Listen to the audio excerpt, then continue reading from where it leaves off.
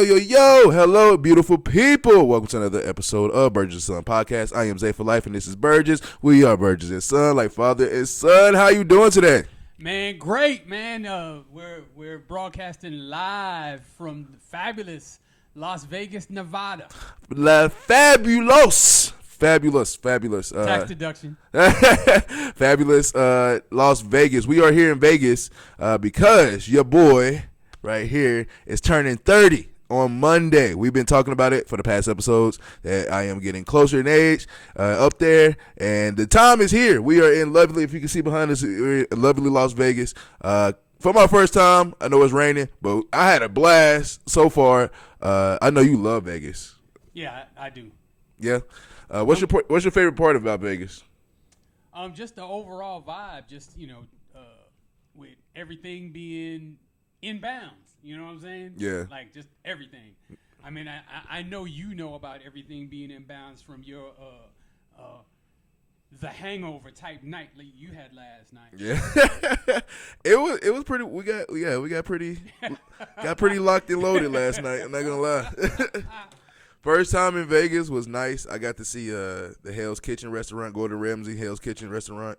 I've always seen it on TV, so being able to see it was actually pretty cool and pretty fun. The water shows that they be having by the Eiffel Tower, that was pretty cool and chill. Saw the MGM Grand, a place where really history, all the Tyson fights. Everybody who really fights, period, that comes through here. Mm-hmm. We actually walked, and I didn't know how far it was until I later looked back, but we walked to the intersection or the street where Tupac Shakur got killed.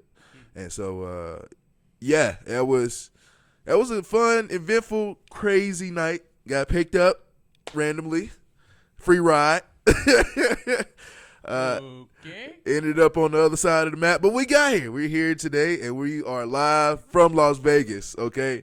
So I appreciate everybody. Appreciate you for coming and help celebrate my birthday. Appreciate mom. Grandma's here. Wife is here.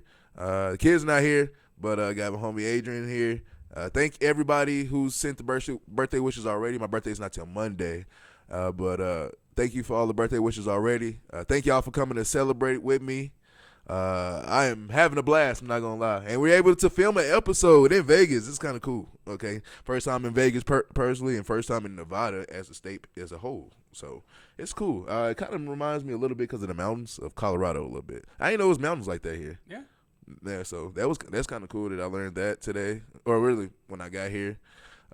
If you have never been to Vegas and you fly into Vegas, you thinking that the plane is just going to crash into the middle of Vegas. Like, it's good landing right in the middle of the city. The airport is like right there. And then you got the Raider Stadium, and then you got the T-Mobile Stadium. It's been a good experience, and I've had fun. I know you've been to Vegas plenty of times before. I have. Still a fun experience for you. Yeah. What's your best experience about Vegas? Dude, I mean, some of the stuff I could talk about. First of all, my wife is in the room with us right now. Probably not a good idea. No, and it predates her, so I'll leave it at that. And I definitely do not want to incriminate myself. No snitching. Yeah. Hey, a lot of that stuff predates the internet. Yep. So there's no real proof. So I am not going to provide any. But, I've had a lot of fun in Las Vegas. I'm going to leave it at that in my past. And I'm having a lot of fun in Las Vegas in my present because I'm here with you on your birthday. And it's fantastic to watch you enjoy yourself. Oh, yeah. I appreciate that. And it's been a fun and eventful time enjoying myself and seeing a new experience for myself. It's been wild.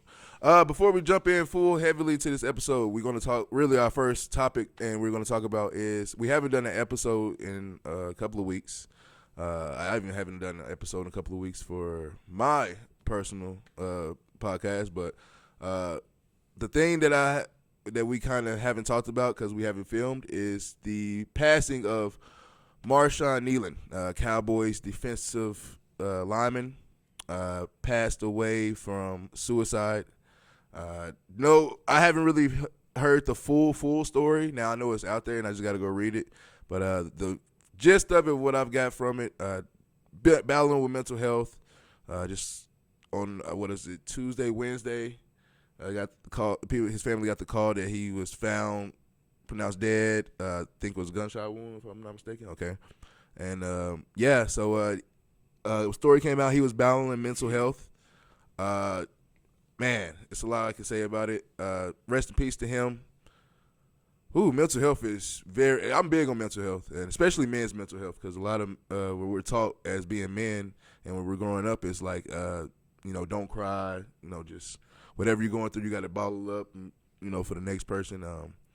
So I can speak about it for days and days and it's still a healing process as us men that we going through. I feel like now in the, I guess, newer generation, we are more open to expressing and more open to accepting men's feelings and hearing men's feelings. And instead of like, oh, you're a punk, bottled it up, we're actually listening and we're talking and we're getting the therapy sessions and the mental health sessions that we need. And so I'm happy for that we are trending in the right direction, but we still got a long way away. Talk about that for a second. What's your thoughts about this and on mental health, men's mental health, period? All right, well, I'm going to have to put aside my Cowboys hate just for a minute. Yeah. Because this is, bigger than sports. A man lost his life. Yeah. And from what I understand, he has a pregnant girlfriend, so there's a child that's about to be born. That's I didn't know that. Know his father, and that's a tragedy in and of itself, yeah. aside from the other personal tragedy. Mm-hmm. So obviously, you feel for anyone who's associated with him, like his teammates, and those who loved him, his family and friends, his inner circle. They're gonna miss him, and personally, I've never had a family member actually commit suicide in my circle, but I've known people who have. Yeah. And, that type of action not only affects, just the fact that he's gone, but it's what could I have done to prevent it? What could I have done to help him? Yeah. Why didn't I? Why, that kind of thing. So, everyone that's involved is probably going to need some help. Yeah. Those are the types of wounds that never really heal. Yeah. And so my heart goes out to him, his family, and his unborn child as well. Yeah. Definitely heart. Everything, prayers are going out to the family out there. Like you said, the teammates. You being a part of football, you never really understand if you're on the outside, but like when you're in that locker room like really year round. And so you go from spring workouts to summer workouts to getting ready for the season. So you're doing 2-a-day camps, and like you're literally, that's your brother. And so you're seeing that person every day. And so I can only imagine how his teammates feel. A world of emotions, just going all around, and kind of don't know what to think, what to say, what to do. And so, prayers and thoughts for everybody, the family included. I didn't know about his girlfriend being pregnant, so shout out to her for staying strong too, because you can easily just fall off too as well. So staying strong, his family staying strong, and everybody's trying to stay strong through this hard time. And hard times is out there. But rest in peace to Marshawn Kneeland. Hope his family continues to do good, and it's going to be one crazy sequence. And I'm glad the NFL is not trying to dismiss it, but everybody's, because suicide can be looked at as both ways. You know what I mean? So I'm glad the NFL has took the time to do moments of silence and before games and everything, and they did everything. So I'm happy for that. All right. Let's get uplifted. Okay. Let's get uplifted. Okay. NFL season is already a little bit past halfway through the season. It's been crazy storylines. Okay. Crazy storylines. You had 2 or 3, I think 3 years ago, C.J. Stroud came in as a rookie, and he tore it up playoffs. Year after that, Jaden Daniel tore it up playoffs. Caleb Williams was tearing it. It was okay. Now Cam Ward, looks like ass as a number 1 pick. But we gonna do better. All right. As far as your rookies coming in, MVPs, you would think Josh Allen, you would think Patrick Mahomes, you would think Lamar Jackson. Those are your front runners. No. We talking about Baker Mayfield. Okay. We talking about Sam Darnold. We talking about who was in New England, Drake May, we talking about those being MVP level players right now. Maybe not front runners, but level, they're playing out of their minds right now. And then a team I thought that was going to be actually good this year that's actually low-key struggling is the Packers too. But all in all, what's your take on this NFL season? Man, this be crazy. So, first of all, I've just had a rough time with my predictions as of late. So, my playoff picks, like, they're all over the place right now. Yeah, I just got to check mine out. But one pick that I wasn't even really confident about, but they're doing great, is the Colts. You did, yeah. And I think you left out an MVP candidate from the Colts. And Daniel Jones. No. Oh, well. Jonathan Taylor. Yeah, he is. Everybody's dismissing him because he's not a quarterback. Dude, I'm telling you, that team is nowhere without him. I don't care how good Daniel Jones is playing. They are nowhere without Jonathan Taylor. Mm-hmm. And, the MVP has just become a quarterback award lately anyway. Pretty much. So, but Jonathan Taylor is playing out of his mind. Dude, he absolutely cannot be stopped. He's probably having an even a better season than Saquon had last year. Yes. As amazing as that season was. Now, I'm not saying the Colts are going to go to the Super Bowl and win it. But it's just the fact of, he's playing great. Yeah, you see that Tennessee Titans? See how the Colts do that? Keep their running back for the years they had. Yeah, they have a female owner too, so I don't want to hear about the owner. Yeah. Keep going. She's standing on the sideline taking notes. Man, I love her. But, yeah, some of the storylines are just crazy. I mean, from the Patriots playing as great as they are. Dude, are they back? That schedule is lightweight, though. I'm going to throw that in. They did handle the Bills, though. They beat the Bills. They handled them. I gotta give them that credit, too. But I do what you mean. But, they did have a last place schedule, so, yeah. Yeah. But the thing is, you can only beat who you play. Exactly. So. And you got to win games. Like, yeah. And like sometimes it's shit. We just saw it. What we talking about the Bills? Bills beat the Chiefs. Backdoor lose to the Dolphins. Crazy. Like, what? And another team that surprised me out of the NFC is the Seahawks. Yeah. I did not think that they would be this good. No, and I thought Sam Darnold was like, okay, that's why I love Minnesota's coach. I'm like, yeah, okay, he just know what he's doing. Sam Darnold is apparently he can really play. He can play. It's New York. It's just New York. Man. And then dude, what's the receiver? Jackson Smith-Njigba? Mm-hmm. Yeah, he's tearing it up. He's up there. Now I'm not gonna put him and say, top 3 best receiver in the league, but he's playing like it. Yeah. And so give him his respect too. Mac Jones. Mac Jones has. Yeah, he's been playing well since Purdy's been out. Well, Purdy's been out. Was he missed like 6 games now? Something like that. It's something like that. But he's back. He's back this week though. Oh, okay. Watch him lose.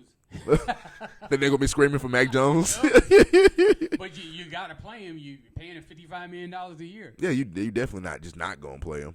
All right. So if you had to pick one MVP, who you picking? Man.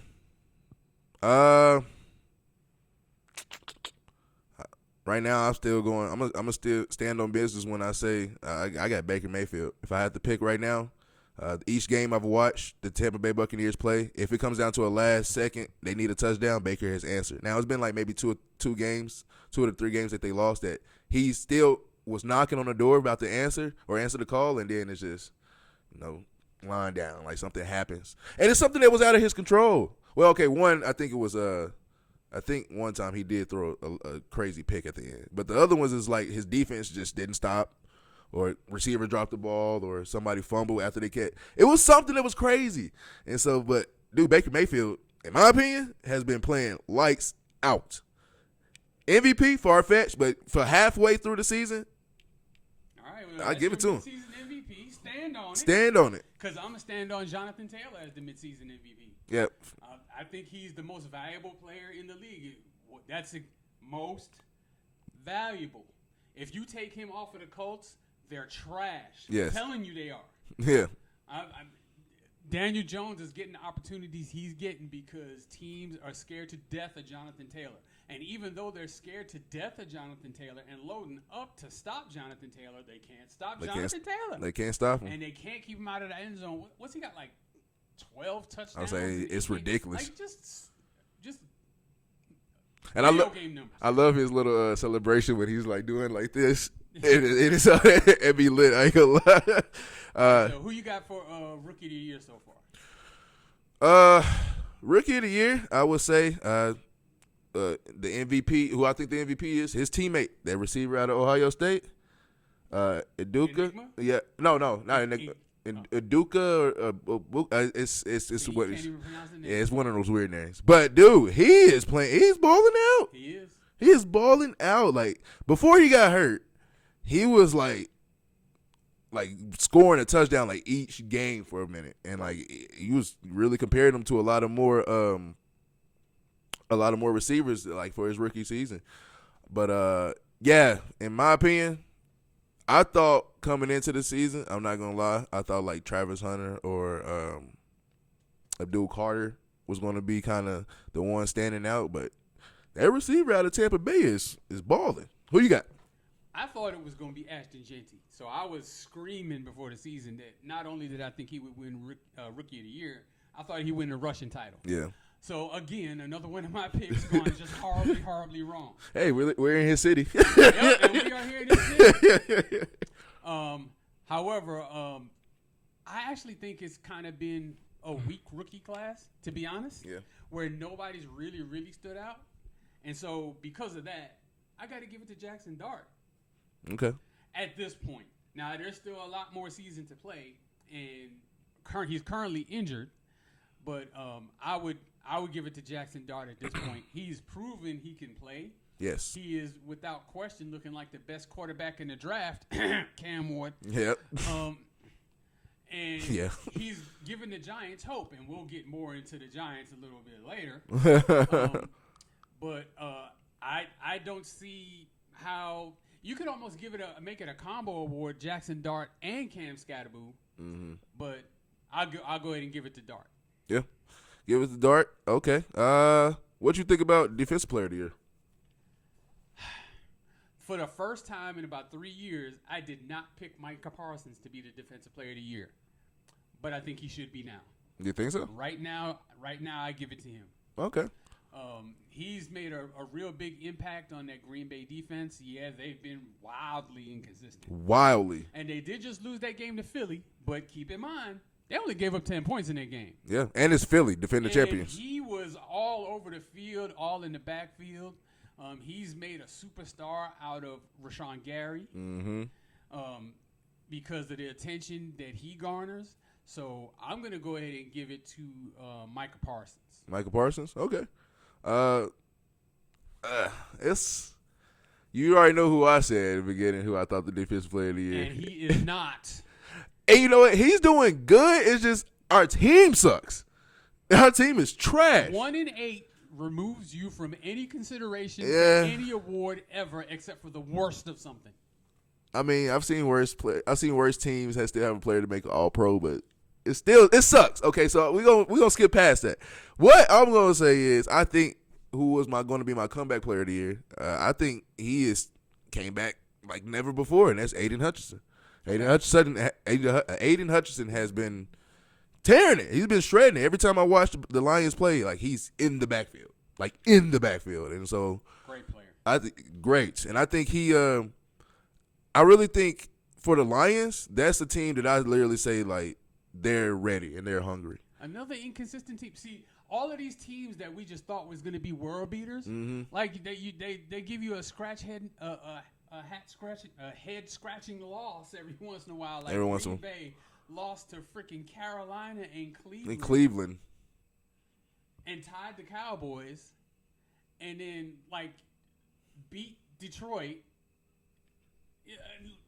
How? What? Yeah, it's been crazy. But I look at Aiden Hutchinson though.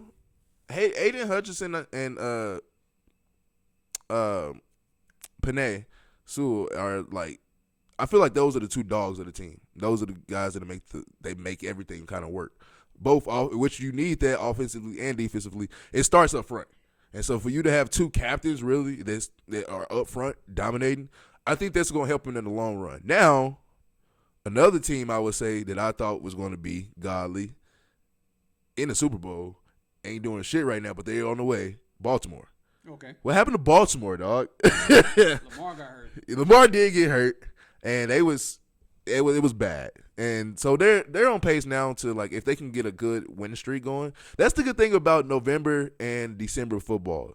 Like, you still pay attention because we football fans, but sometimes you're not paying fully attention, and then you'll look up and like, they had a 5-game win streak? Damn. Like, they went from, like, worst to first that fast. So I think the Ravens can do that. But, dude, just the NFL season alone has been crazy. Speaking of teams that have been surprising you, who is your surprise team? My biggest surprise team was actually the team I picked to go to the playoff, but I wasn't that confident about it, and that was the Indianapolis Colts. Indianapolis Colts. I mean, I picked them to, like, maybe sneak in at 9-8, and they're, like, one of the best teams in the league. If not the best. So they're kind of surprising me because, like, that's aside from Jonathan Taylor's domination. Mm-hmm. You know, they're kind of doing it the team way. There's no one receiver that's really tearing up the game. Mm-mm. You know, I don't think they've had a receiver have a 100-yard game yet. Daniel Jones is playing really, really well. And I feel like their best receiver is Michael Pippen, and he's still like, I mean, he's not tearing up the league. Yeah, that's what I'm saying. Like, and then, you know, their defense is steady. Mm-hmm. And they just got sauce. I would say the most disappointing team, unfortunately, is the team whose shirt I'm wearing, and that's the Washington Commanders. And it's for different reasons. Yeah, it's for different reasons. They don't just out and out suck. Like, they're not a bad team, but they've just had a bad run. You could be a Titans fan. Well, I could be a Washington Commander or Redskins fan for 40 years too. But yeah, Jaden Daniels has been hurt for much of the year. Now I don't think they should play him the rest of the year. They're talking about bringing him back. I don't think they should. Did you see that injury? Oh my God! Yeah, it was horrific. It was really scary. I'm glad it was his non-throwing hand. That's the only positive out of it is that it was his left arm. It still was nasty. Yeah, it was nasty. Your arm ain't supposed to bend that way. Ugh. But we are offensively, we've been able to run the ball well, but we've had inconsistent play on quarterback. We've had fumbles. We've just had a rash of injuries, like not just Jaden Daniels, but like I think we played a game without our top 3 receivers and our quarterback. Mm-hmm. I think there's going to be big changes next year just because we have a bunch of one-year deals with a bunch of veterans who, are probably at the end now. Mm-hmm. And even though Debo's playing well, I don't know if we're going to pay him big money because he's going to want it. And I don't know if we're going to do it. Yeah. But that's the team that's kind of disappointed me the most. But I'm invested in the Commanders. Yeah. I feel like so – you know what? I hate to say this because I hate that history kind of repeats itself. But I'm looking at like how Robert Griffin was with y'all. Don't do that. I know, and it sucks. That's what I said. Don't do that. That's why I said I hate. Don't do this RG3 2.0 crap. I don't want to say history is. Don't do that. I don't want to say history is repeating itself, but like that's what sucks about it. That's what's part of the game. And so, but that's what makes me sick because I'm like, I rooted for. You can unplug that if you want. I rooted for RG3, and I was like, yo, his second season, Washington's gonna be this, and then he gets injured and never the same. And I pray that Jaden Daniels can come back from this, but dude, it sucks. I know, dog. It sucks, dog. No, I Thank would you. say the difference between those two with their injuries is one primary difference. That was his knee, and this is his arm. This is his non-throwing arm. arm. So it's not something that affects the way he plays necessarily. Mm-hmm. It's just unfortunate. Yeah. But I mean, like, dude, I don't even want to put them spirits. I don't, but I refuse to accept it. we talk all the time about history repeating itself. It just sucks, bro. Nope. I refuse to accept it. I will not. So you still got this Colts. You said the Colts were your surprise team. Mm-hmm. Surprise team for me. I'm coming out the NFC with it. I think it's the Seahawks. Yeah. Seahawks have surprised me. Like I said earlier, I thought Minnesota's coach was just a great head coach. I think we talked about this in a previous episode. I think he's just a great, phenomenal coach. I think he knows how to put schemes together and put those right people in the right places. You see what he did for Carson Wentz, made Carson Wentz look good, made Sam Darnold look good. And so I'm thinking, Sam Darnold, he's gonna have some flashes, but they ain't gonna be all that. Making McCarthy look good too, dude. And yeah, even JJ McCarthy. But with the Seahawks, I'm just like, I didn't expect this. And y'all have a nice defense as well. Mm-hmm. And so every time I watch them play, I forget every single time that Marcus Lawrence is on that team. I forget every single time. I think he made the last team remember by putting 2 touchdowns on them. Yep. And see? That's crazy. So, yeah, Seahawks for me is just definitely my surprise team. Okay. Surprises.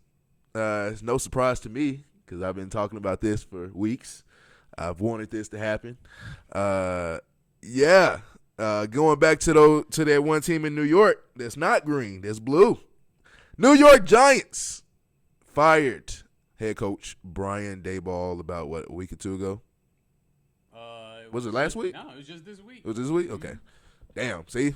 I got too excited. I'm thinking about it a couple of weeks ago.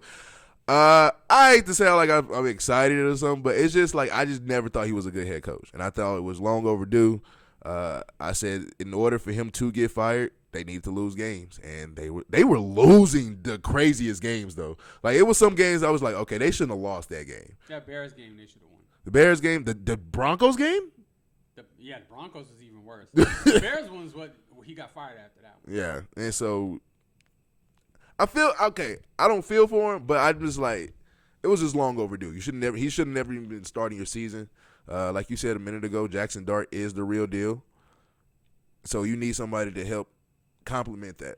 And so it kind of sucks, man. As you're a rookie quarterback coming in and you already had your head coach fired. I mean, it kind of sucks for you, bro. Midway through the season too. Yeah, but I think he needed to go. I always thought he needed to go. And I think it's probably the best thing for Jackson Dart long term. That organization is just questionable to me, though. So, I don't necessarily have the confidence that they're going to hire the right coach anyway. What I am excited to see is Jackson Dart is actually out this week because of a concussion. Okay. And everybody's favorite on planet Earth, Jameis Winston, is going to start a football game for the New York Giants. Jameis, I need that speech. Dude, he's already starting. I need that speech. He's already started. They asked him at a press conference about his opportunity to start. He started singing Hamilton tune shows. Look, dude, that's just the type of guy that everybody wants to be around and gravitate to. Mm-hmm. I remember I saw something online where somebody said Jameis Winston should be the NFL's backup quarterback. Yep.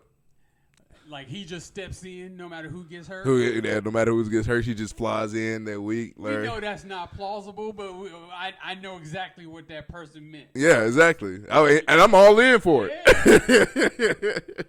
So, I'm definitely looking forward to I'd actually been watching the Giants games anyway because of Jackson Dart and Cam Scatterboo. Mm-hmm. But now I'm definitely going to watch because of Jameis Winston because that's 300 yards, 3 touchdowns, and 3 picks waiting to happen. And every time he drops back, it's going to be drama. Mm-hmm. We know this.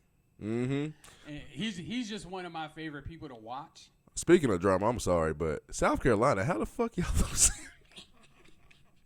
up 30-3 at halftime, and Texas A&M just came back and won. It's not over yet, is it? No, it's over. They won 31-30. Oh, it is over. I was talking smack online too. That's not going. Them A&M fans coming for you now. Yeah, they coming. But sorry, keep going. But yeah, I was just talking about Jameis Winston. Personally, if I remember right, I think they signed Jameis Winston before they signed Russell. Yes. Wilson, and it was looking like he was going to be the starter. And then maybe, they bring in a rookie quarterback and Jameis was going to play. Mm-hmm. And I was definitely looking forward to that. And then when they signed Russell Wilson and said he's going to be the starter, I felt bad for Jameis because, I wanted him to play. I guess really I felt bad for the world because the world deserves to see Jameis Winston playing. It's hard to be a lovable and likable guy. And Jameis is a lovable and likable guy. Like, he gets you going. He can say some of the craziest shit and make it sound like you like, what? Like, first of all, I'm fired up. But how? How did you put these words together? But look, and this is the thing. This is how people could transform. Remember when he was at Florida State and people said he was an ornery and he was a bad teammate and then the whole crab legs thing and all of that kind of how selfish he was and all this other kind of stuff. And like now look at how he's turned that around completely. Completely, dude. Yeah. I wanted to watch him then because he was a great Heisman winning, national championship winning quarterback. Let's not forget that pedigree. So he's not just a personality. Oh no, he can actually play. Yeah, he was tearing it up. Yeah, and I mean, even after he left the Bucs, he went to the Saints and he played very well until he got hurt there. Yep. So he just hasn't had the opportunities since then. Mm-hmm. He had that short stint in Cleveland. Yep. That's probably going to be what the rest of his career is like. But I'm telling you right now, I'm watching every game he plays. Every game. And anytime he comes to the mic, I'm like this. Listening. Hey, I know something hilarious is going to happen. It's going to come out of it. Something entertaining is going to happen. Yeah. Yeah, I love Jameis, and I don't like Brian Daboll, but guess what? Guess who's one of the top candidates come in as offensive coordinator? What, for the Giants? No, for the Titans. Who? Brian Daboll? Oh, man, you could do worse than Brian Daboll. Man, after all this talk, all this shit, and he be on the Titans staff, I'm going to be so pissed. I'm going to be so pissed. That would absolutely be hilarious. So, okay, before we move on, let's go back for a second and to a prediction. Who are you right now, halfway through the season? Who are your Super Bowl picks? Well, I think originally I had Baltimore and the Rams. Okay, I'll stay with that for right now. Baltimore Rams. Rams are playing good too. Rams are playing great. Rams like Matthew Stafford's turning back the clock right now. Yep. Puka Nacua. That's the man right there. And that running back, Kyron Williams. Oh, my God. Underrated. Hey, people would have played fantasy, no. Yeah. But, I mean, he's not a star for whatever reason, but he should be. Yeah, he's up there. I had Green Bay and Baltimore in the beginning, but just to entertain the fans, man. Seahawks and Colts. I'd love to see that Super Bowl. I don't think it's going to happen, but it would be fun.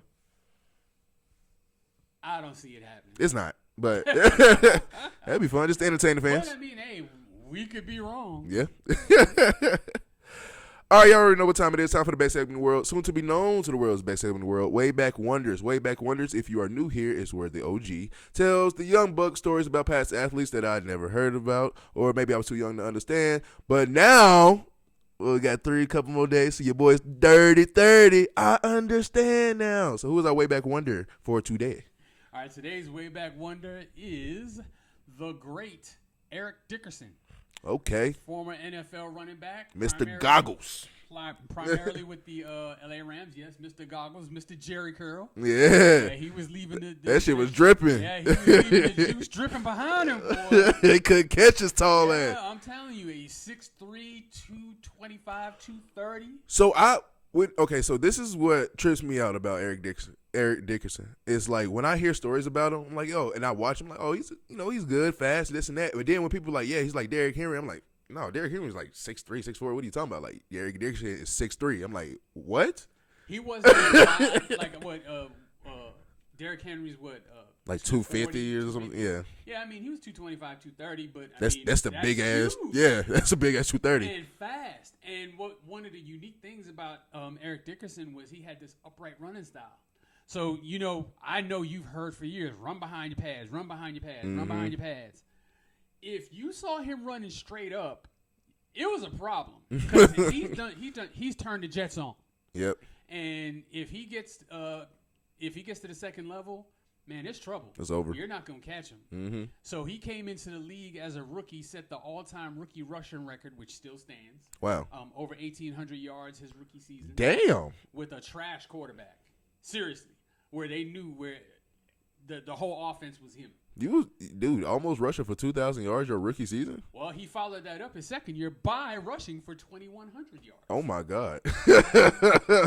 And that record still stands today. Wow.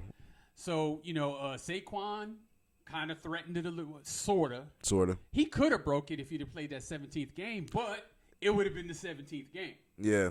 And Eric Dickerson did it in 16. But he played several years with the LA Rams. Mm-hmm. They never really had a passing game. It was really all about him in the offensive line. Did they ever win a title with him? No. Okay. They did make the playoffs. I remember one year they made the playoffs against the Bears, and the Bears just murked them. Yeah. Yeah, I think they did shut him out. But wasn't necessarily Eric Dickerson's fault. Yeah. That team just couldn't throw the ball, and they had to rely on him, and he delivered. Yeah. Most of the time, and Eric Dickerson was not shy about letting you know how great he was. He was a shit talker? Hey, man. Okay. Not just that, but I mean, like his whole aura. So you have to go back to when he was in high school. He was heavily recruited. Mm-hmm. Coming out of college, he I forget some small town in Texas he's from. Mm-hmm. And of course, Texas A&M, Texas Longhorns, all the major, universities. Everybody was trying to get him. Mm-hmm. He basically went to the highest bidder, which happened to be SMU. And so I think he had committed to go to Texas A&M and ended up backing out of it because somebody at SMU or somehow, some way, he got a gold Trans Am. Now, I don't know if that's you know how what it a all Trans Am started. is. Yeah. I don't know if you know what a Trans Am is because that's old school, but I've heard of it. But yeah. It's an old school sports car, a big status symbol. He got a gold one. Damn. And in college. They somehow rigged it to make it look like his grandmother bought it for him, but yeah, come on. Right, yeah. Okay. So he ended up going to SMU, and the program was in rough shape. And him, along with the help of some other recruits, turned them into a national power. Mm-hmm. And by the time he left, they were, a perennial, top 10, top 5 type team. Mm-hmm. And when he left, actually all that stuff came to light about, some of their recruiting practices, which would absolutely be perfectly legal today. Perfectly legal. Perfectly legal. But they got the, what was it, death penalty? They got the death penalty. So that meant that they did not have a football program for a period of time. So it's not they lost scholarships. They didn't have a program. That sucks, bro. So the fact that SMU is even relevant at all nowadays is it's crazy. Incredible, considering that they had to start all the way over from scratch. Damn. It wasn't a rebuild, like it was a build. Damn. Because they had nothing. But question. So with that, do you kind of erase what happened as their success beforehand? I think they did, yank some wins from them. Yeah. Yeah, you know how they. Yeah. It doesn't really mean anything. But yeah, that's why I've seen that happen in scandals now. Like they'll yank they yank some wins, or they yank the national title, or they yank from the USC. Yeah. and they yanked the Reggie Bush Heisman for a minute. Yeah. So like I was kind of always curious about that. Yeah. But he's in my opinion, he's one of the top 5 running backs that's ever played the game all time. For sure. And had he played in an offense with competent quarterback play, I don't see how a team with him at running back doesn't at least appear in Super Bowls. So I mean, that's kind of the tragedy sometimes. Is sometimes you're so great that they Dickerson's got this side of the ball. Let's focus on defense, or possibly there's ineptitude in the front office.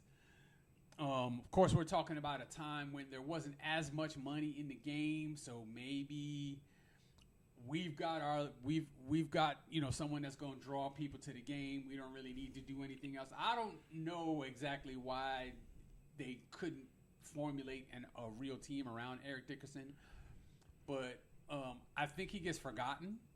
When people talk about the all-time great running backs, and I don't know that there's many more talented, and there's definitely not many more accomplished. Like I said, he's got records that stand today. He was playing in the early to mid 80s, like when I was a kid. And Damn. His records are still up today. Damn. And all these players, I think there's eight or nine players in the history of the NFL that's run for 2,000 yards in a season, and nobody has run for more yards than him. Damn, that's crazy. Shit. That's a good one. I love Eric Dickerson. I'll always, like you said, he always get forgotten about. But like y'all already know, I asked my questions and everything, so we're gonna get into it. Really, the only question I kind of have with this, top 5? Yo, no question. Where at? No question. Okay, so I got Jim Brown number 1, Barry Sanders number 2, Walter Payton number 3.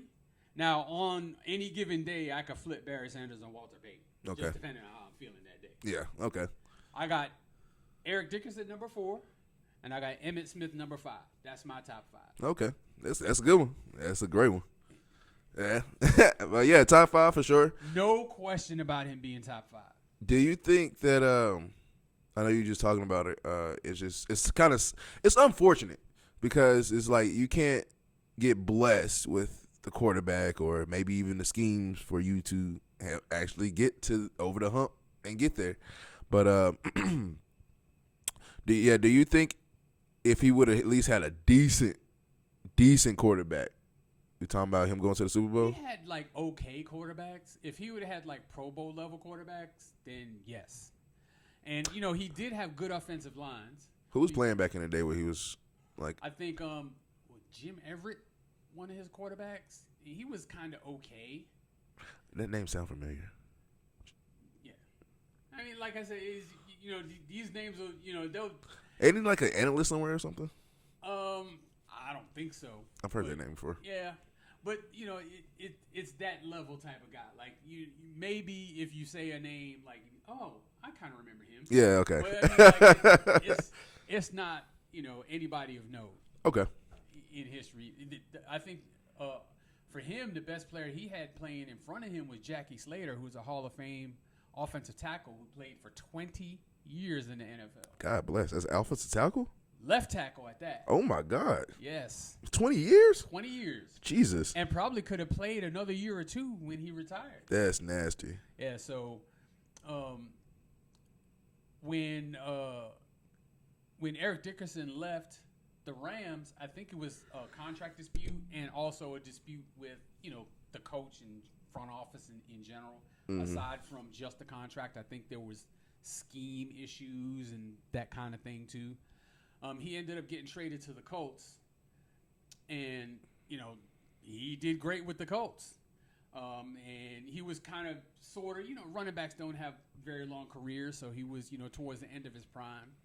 And then he ended up actually coming here to Las Vegas and played. Well, okay, he came to the Raiders. He didn't go to Las Vegas because they haven't been in Vegas that long. Yeah. He ended up coming to the Raiders and played with them for a while. Yo, that stadium is nice too. I ain't gonna lie. Yeah, it's very nice. I've actually taken a tour of the stadium. Oh, for real? It's absolutely fantastic. Yeah, it's great. I gotta go check that out. Yeah, you do need to check it out. You got the opportunity. We're right here. It's right down the street. Let's do it. And they play on Monday night. Yeah, the Cowboys are here. I hate being in the same even city with the Cowboys. Bad enough I live in the same state with those clowns. Hey, we probably go downstairs and see Dak tonight. I doubt that very seriously. But yeah, man, that's a good one. I love Eric Dickerson. I think he's definitely forgot about. So when we talk about running or really players without rings, like Barry Sanders is the one to jump off. Yeah. And then you got other great players that have played so long but never won a ring. But yeah, Eric Dickerson kind of gets lost in the mix. And you know what? I've seen it, and I know you've probably seen it too, because older people that was around. It's like some people still hold that over his head about the SMU thing, and like how he kind of caused them to lose their program and all this and all that. I've seen people really and that's why I think some people have the inner hate for him, if that makes sense. I hear what you're saying. Yeah, and I get it too. I will say this: when he was a high school student going to college, he was 18 years old. Yeah, coming out of high school. All right, you're not that far from 18. Yeah, I'm pretty damn far from 18, but I remember 18 and how impulsive and how impetuous I was, and how easily swayed by certain things I was too. Yeah. Okay, Eric Dickerson didn't offer himself a gold Trans Am or all this money or any of this kind of stuff. Exactly. This is what other people offer to him. Now, if at 18 years old somebody offered me a fancy car, all gold, and was going to give me a bunch of money, and all I had to do was do what I already loved to do anyway, which was play football, I would have did it too. Plus, he wasn't the only one that they did this to. Yes, yeah. So I mean, they had another running back named Craig James. SMU had something called the Pony Express with Craig James and Eric Dickerson both lining up in the backfield at the same time. Oh wow! They had other recruits that were paid. I mean, so it wasn't because of Eric Dickerson per se. It was an institutional thing. That's what they were doing as a college. And him being one of the big names, kind of just put they were just paying everybody. I tell people that all the time, to where I'll be like, yo, like a lot of y'all really don't understand the fact of like if you're an 17, 18, 19-year-old kid and especially if you grew up in the hood, you've been broke your whole life. Yep. The moment you see $1 million laid on the table, what I'm supposed to say no to this? They ain't even gonna take $1 million. Like, and that's what I'm saying. Like, you think nowadays, like even $1 million or like even $500,000, you think I'm saying no to this? Like, my mom needs this money. Like, my sisters and brothers need this money. It's legal to do it now. Yeah. See, back then, back then, like, come on. Back channels and under the table and all that kind of stuff. And there was a Netflix documentary on this, and they were blatant, like kind of out in the open. It was easy for them to track everything. It's like it was an open and shut case once they started looking into things. Yep. It wasn't difficult at all. So I mean, like that was not Eric Dickerson's fault. He was involved, yes, because he took the money, but he didn't commit any crimes. Yeah. It's not against the law for him to do what he did. It was against NCAA rules. The rules and regulations, yeah. And had it been caught while he was playing, he wouldn't have been able to play. But, I mean, it's not like he was going to prison or anything. Yeah. And to this day, he actually has not himself admitted to any wrongdoing. Oh, so he taking that to the grave. Yeah. Hey, I'll do that too. I mean, all that stuff has all come out through investigations, but he himself has not come out and said, I did this, I took this. I'll take it to the grave. I love that. Yeah, that's what I'm talking about. No snitching. No snitching. We don't snitch right here. All right. Last segment of the day is List of the Week. List of the Week, if you're new here, we take a top 5 list, or we take a list topic period, and we make a top 5 list about it, and we go to the fans to get some of those lists sometimes. So our top 5 list today is top 5 best sports cities, in America. Who's the top 5 list today? This is your list, dude. So I mean, you go ahead with this top 5. So the birthday list. Yeah, you do this. All right, top 5 lists. All right, where we got? Right? Okay.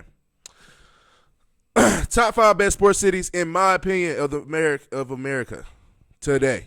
Okay, and I'm gonna get I'm get to lead the list today. I'm feeling good today.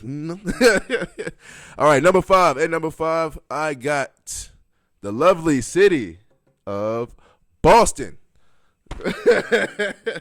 Boston is my number 5 top sports cities of America. We talk about the championships they have won throughout decades and at this point in a century, but the decades and decades of championships they have brung, and not just basketball in the Celtics, talking about the Bruins, talking about the Patriots.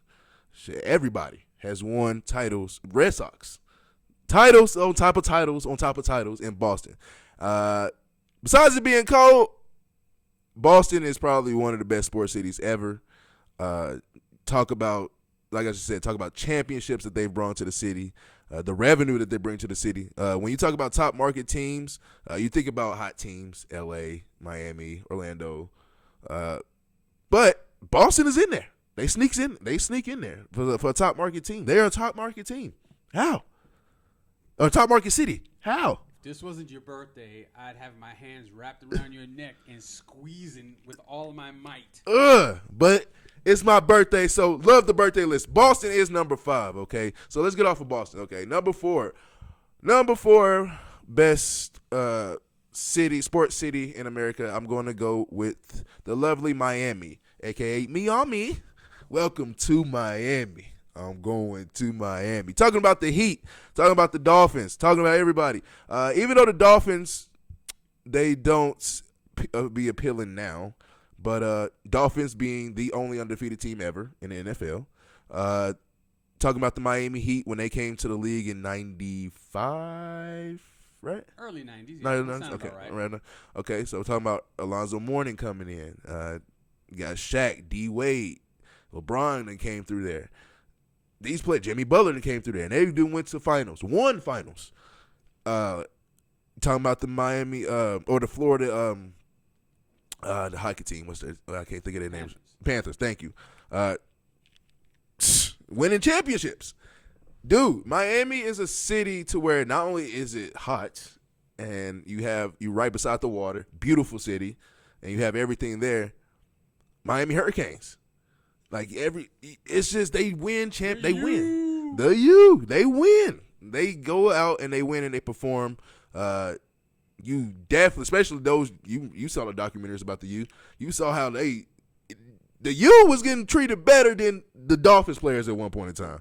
Yeah. So Miami is it. Okay. Now, for my number 3 top sports cities of America, this is kind of crazy. I had to think about this because really, to be honest, it's kind of nothing there now except 2 teams to kind of speak for what I want to talk about. But back in the days, even now, they still go crazy. It's going to be Seattle.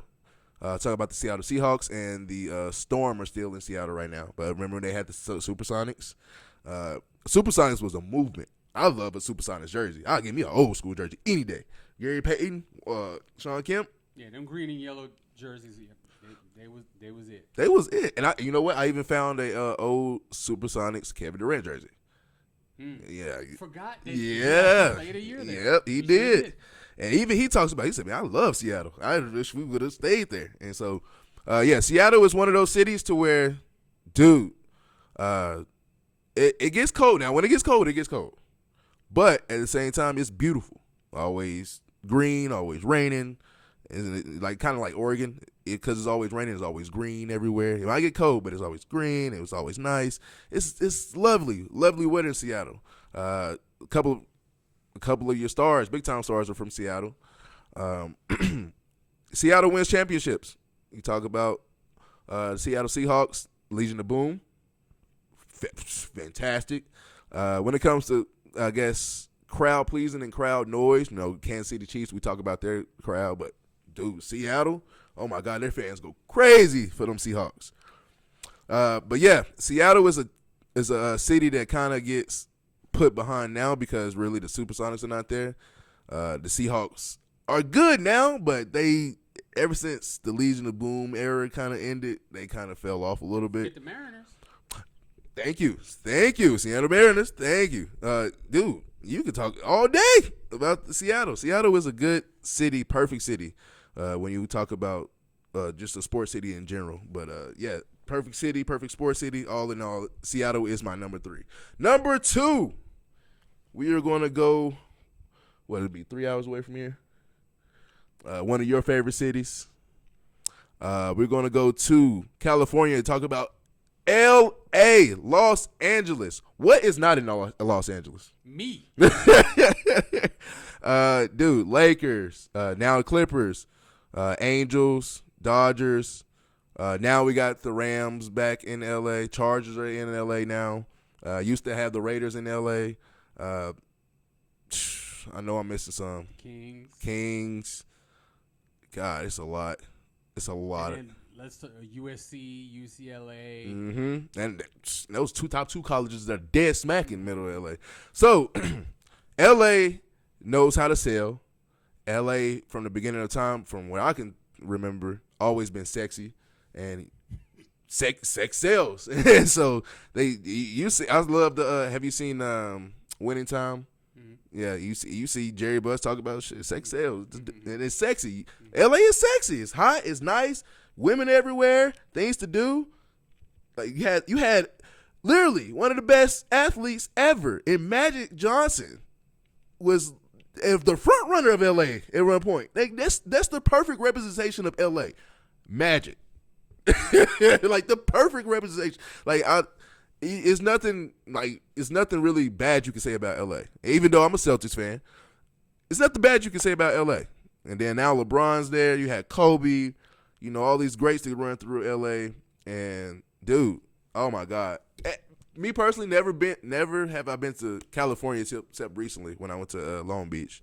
But never been in LA. You talk about it all the time. I feel like I love LA. I've never been there. So LA's pretty damn cool. Is he? And it really is.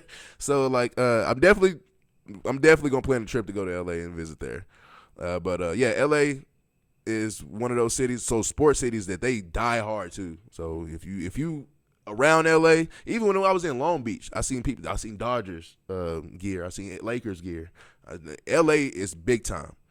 And that's number 2. Number 1, the number 1 spot is a place I've never been still, and I'm planning to go.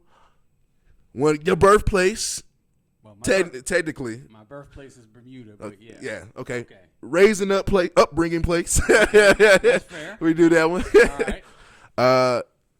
Best sports city, number 1, what I think it is, even though everybody's going to bash because of the teams that they have. And forget y'all right now. New York is probably the best sports city, in my opinion, all time right now. Knicks, Jets, Giants, the Rangers. Y'all got 2 hockey teams. Islanders. Dude, on and on with teams on top of galore. And then, again, when I said, like, L.A. is sexy, I don't even say New York is sexy. It's just they look sexy, though. No, New York is sexy. New York is sexy. New York is sexy. And so Times Square, you love Times Square. You love to play for New York. Think about the athletes that came through New York. They wanted to go to New York. You got Carmelo. At the one point in time, Carmelo was running New York. And all of your athletes, Patrick Ewing, John Starks, all these players that came through New York. Joe Namath, we talked about him last week, coming through with the New York Jets. Eli Manning winning for the Giants. Michael Strahan, like all of these players that play for New York, and they love New York. And you got the Yankees now, Aaron Judge, and he's killing it right now. The Mets in New York. New York is just, in my opinion, they're just that damn good at looking sexy and selling. And the biggest market, I think they're the biggest market, if I'm not mistaken. By far.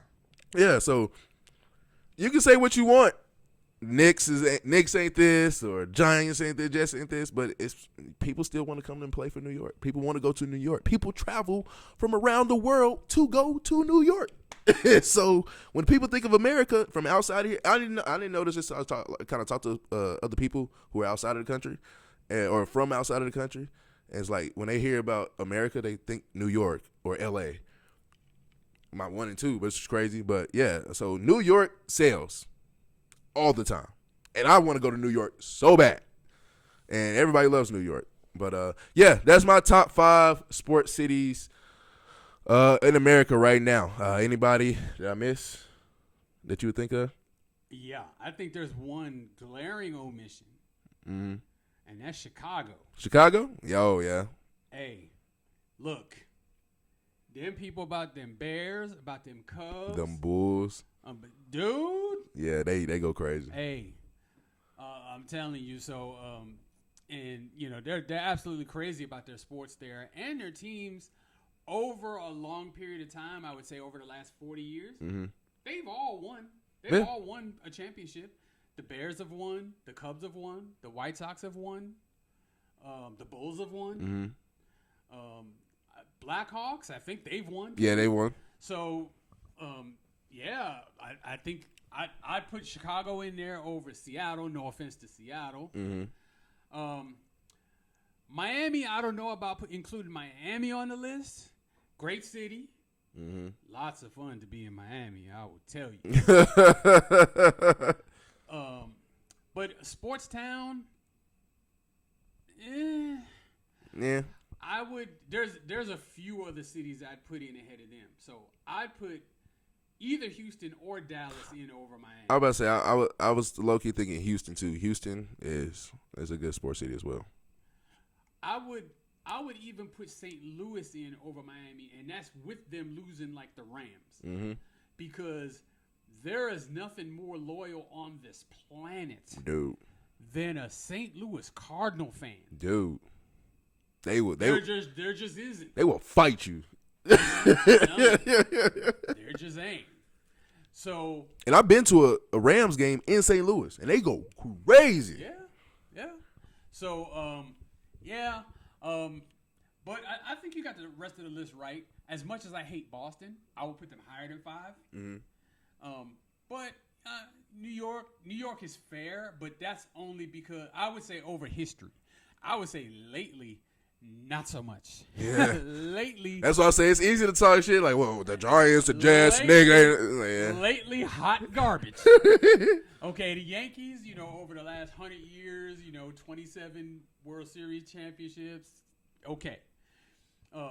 Even right now, they're not. They're just. The Giants, they've been down, but, they've historically been pretty good. And, the Jets, the Jets are the Jets. They had Joe Namath. They ain't really had much since then. Mm-hmm. And who else? Who else is there? The Mets. They had 86, and they're relevant from time to time. But generally speaking, they're a dumpster fire, but they're interesting. Yeah, they're very interesting. Interesting dumpster fire. The Rangers. I'm not really a big hockey fan, but like the Islanders back when I was a kid in the 80s, I think they won. Was it 3? I think Stanley Cups in a row, something like that. Oh damn, that's what's up. So yeah, they've sucked since then, but you can't take them 3 away. Mm-hmm. So historically New York is great, and then of course they're the biggest market, so it's the biggest fan base for everything. Mm-hmm. And then when you have a team like the Yankees, they've got fans everywhere. Mm-hmm. Everybody's a Yankee fan. Even people like you who have never been to New York are a Yankee fan. Yeah. So I would say the other 3. I wholeheartedly agree with. Okay. The thing I'll say about Los Angeles, though, especially having lived in Los Angeles, dude, your sports team better be good. They better be good. There's too much to do in LA besides watch a sports game. Yeah. So if you're losing, if you're mediocre, they ain't coming. Mm-hmm. Nobody's coming to your games. That's why the Dodgers are spending so much money on their team, because you must be relevant. Mm-hmm. Look at UCLA. There's an example right now. Their team sucks. Have you seen the stadiums at their home games? Yeah, they are empty. Dude. The only reason that I say that the Lakers was packed was because you have Kobe. Well, I mean, okay, the Lakers is like the exception because, you know, how you talk about sexy? Mm-hmm. The Lakers are just sexy. Yeah. And even when they were terrible, the Lakers are the Lakers. Yeah. So, I mean, that's like an exception. Yeah. But, like, all the other teams, like, nobody cares about – I don't think anybody even cares about the Chargers now. No. And, I mean, the Rams, they're really good, and they won a Super Bowl a few years ago, but they're not – you know, it's not – yeah. like, they're good, and, you know, they're going to have their fans because they're good, but L.A. is kind of fair weatherish. Mm-hmm. But the thing is, these teams know it, so they go all out. And I think that's, you know, what makes L.A. special. Okay. I mean, dude, yeah, you just got to spend some time in L.A. L.A. And I would say, you know, like, don't take your wife, but, like, my wife is looking at me right now. And your wife is across the hall. So like they gonna beat us up together. I can't officially tell you that, but I think we actually got a layover in LA on the way back home.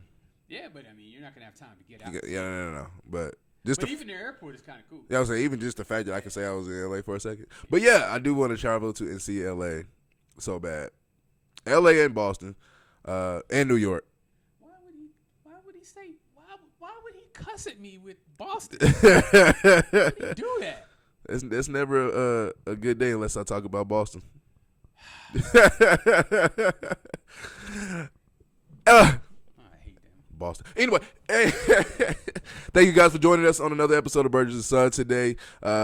Again, we are live from Vegas. We got some stuff we're going to be doing tonight, going out to dinner for my birthday dinner. Amano's, I think that's the place we're going to. I think that's the name of it. It's a pasta place. We're going to get ready for that. I like cheese. Love cheese. Cheese is good. I love Alfredo, period. Yay. So they got a bunch of stuff there. So I can't wait to go there. Like I said, I experienced a lot of shit already, but I'm going to experience some more. We in Vegas, Sin City. We got to go chill and explore. But until next time, all right, next week we will be back. We will be back home and back in our normal setting. I know it looks weird. We don't have the pictures behind us. We don't have the lighting. But we're going to make it work at all times, all right? Until next time, I'm Zay for Life, and this is Burgess, and we are not out. Okay, whoa. Because before we sign off, I want to say happy fucking birthday to my boy Zay. Happy birthday! We love Appreciate you. it. We appreciate you. Mm-hmm. And the 30 years of life, we appreciate the grandchildren that you've given us. Mm-hmm. We appreciate everything that you do for us as your parents and for your family. To be honest, I was worried about your motherfucking ass. When you was 18 or 19, I didn't know you would turn into the responsible, respectable adult that you have become. I appreciate it, and I love you. All right, I love you too. Thank you so much. I appreciate y'all. You and Mom are the stepping stones. So the hard work and the loving and caring and man that y'all see today it wasn't by accident. Y'all enforced it into me, and I took that lesson. Sometimes I was hard headed and I didn't learn right away, but I took those lessons and I ran with it. And I remember those lessons, and I continue to take those lessons and learn from my mistakes today. And I try to make few mistakes, but you're going to always make mistakes as a human. So, but just learn from them and keep going. And I appreciate y'all. I really do appreciate y'all. Y'all the ones that I'm this way because of y'all. I woke up like this. Flawless. Thank you so much. Thank you so much, and I appreciate you. Until next time, y'all, we are out. Bitches.